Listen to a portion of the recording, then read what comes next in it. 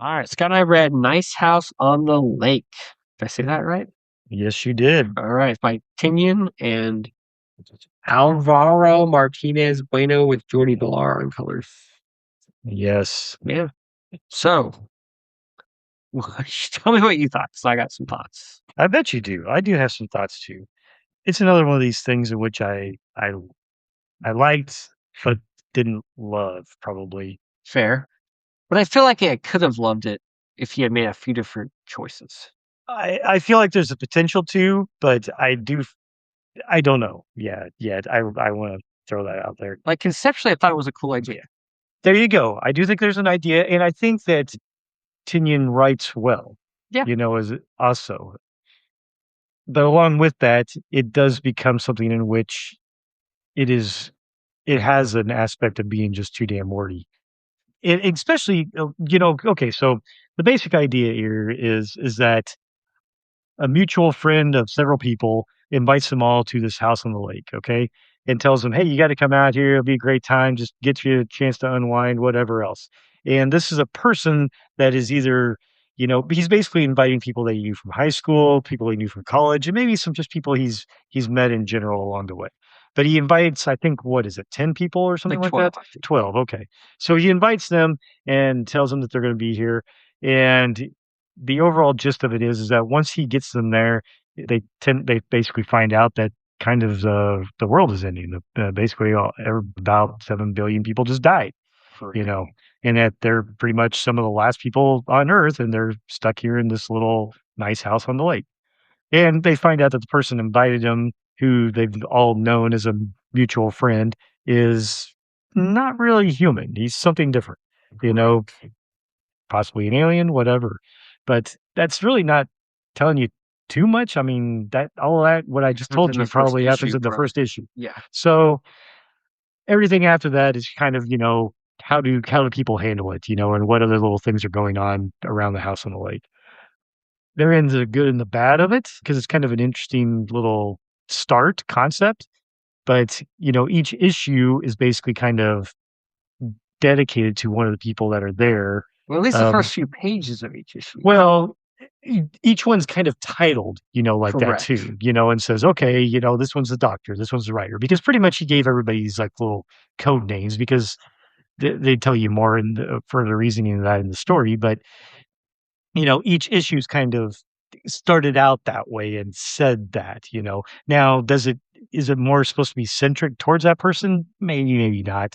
But therein lies the good and the bad of it. I feel like as you go through this, because there are so many characters and he's trying to do that, I don't know that you ever really build up a great characterization of any of them. I agree 100%. I think that's the biggest flaw is there's all these characters and you only have 12 issues. And the way he does it, he wastes all that time in the beginning of each issue focusing on that one character when what he should be is establishing that character in the context of the other characters rather than giving. Because, I mean, okay, you get like 2 or 3 pages of that character, kind of their backstory and stuff. Well, by the time you get to the issue, you've forgotten half of that. In the next issue, you have another one. They all just kind of blend, They right? all start blending, and then you start trying to go, okay, who was what, Who and the which fuck one is was this who? one, And why, and like, how, and oh, what was this thing? Oh yeah, this was the high school friend or whatever. Now, yeah, there's some of them that are better than others, because they do spend a little bit more time there. But because you have so many characters, and like you said, they're spending so much time on his world building as well as maybe these little, kind of Easter egg things or whatever you want to call it, then those first couple pages that he's throwing in there, you know, it, it makes it difficult to give a crap about any of these characters, I feel yeah. like. And I mean, And it's and hard you to keep them spent straight. well, yes, and you spent 12 issues in what I feel like is nothing but a big setup.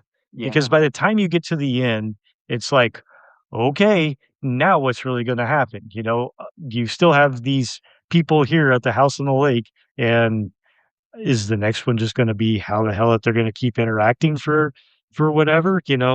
Or the next one's going to be a different group of people in a house on the Well, sea. and exactly, so it's like he's taking a pause here before he even gets to it, which I don't know if it's a good or bad thing either, because it's like, well, why don't you continue on with the same one and at least try to finish telling the tale that you are, Maybe he wrote you himself in a know? corner. I don't know what else to So do with this. I you mean, know, I know it can definitely keep going. And they leave a couple little dangling plot threads for you to explore, but I don't know that I want to read another 12 issues of these people stuck in this house trying to figure shit out. I know, because they didn't figure very much out in these Yeah, freaking 12 issues, uh-uh. you know? They really didn't. And most of the stuff you figure out is basically expo just exposition Yeah, of them and talking people shit. that are playing with them anyway and pulling Yeah. strings. So, there's some mention in there that, their time is limited even in this house. Yeah, And, right. so I guess there's something there, but it didn't feel like a complete story to me by any Yeah, means. It felt like I said, it felt like the first arc of something, a lot of setup. yeah. And it's still a cool idea, and Correct. the writing kept me engaged, Yeah, you know, I agree. but I just don't know that I cared a lot about any of these characters though either. I think I'd care more about the concept and where the hell does he want to go with it than really how he executed in this first arc. Well, I think another flaw, and this is kind of just nitpicky, but we get to see these characters like in high school or college, because they do those flashbacks. It's like, well, a lot of them change like their hair color or they change a lot. So by the time you see them present day, you don't always connect them to that old character as much. You know what I mean? Mm, Hell, some of them change gender. You know what I mean? Which makes it even more confusing. It's like I'm trying to keep these 12 characters straight, but you are throwing me a lot of information to keep straight and just not enough. If you're gonna have 12 characters, you got to figure out a good way narratively to make them distinct and stand out, and let the reader kind of have a good grasp of those fairly early in the story for it to really work. and that's probably true. You know, I think it's just because my memory's bad, so I had a hard time just keeping the well, dang the art doesn't help either. name I like the names right art, there. I do like but the art as in well. terms of distinguishing characters, not the best.